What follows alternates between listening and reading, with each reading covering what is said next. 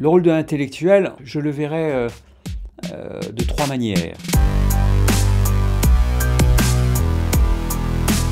Il est davantage, d'abord, quelqu'un qui va mettre ses compétences au service de la cité, du politique, de la police, des citoyens.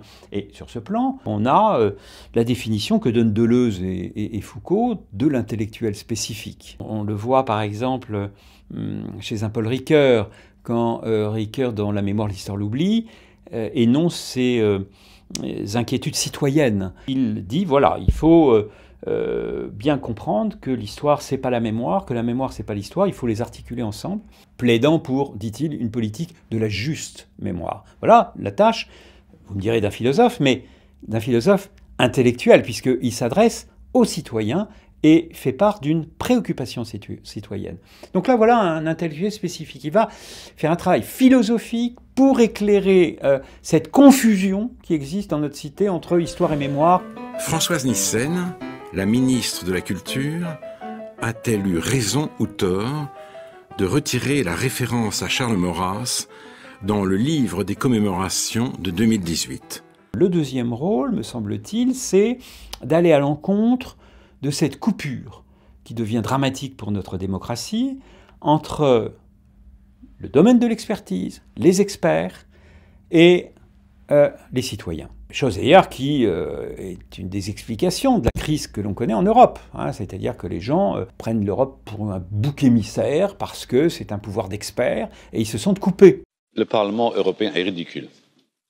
Très ridicule. Et qui peut les rapprocher ?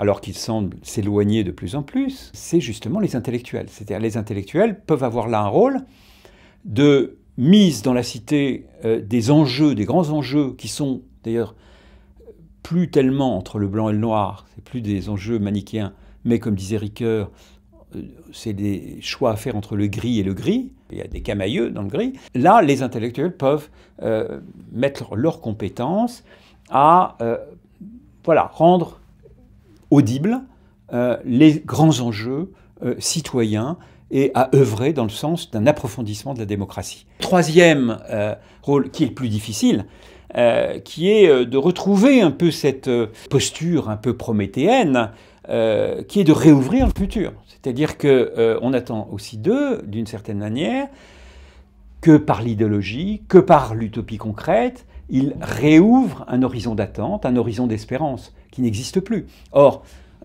on le sait bien, un individu qui grandit a besoin d'un projet de vie personnelle.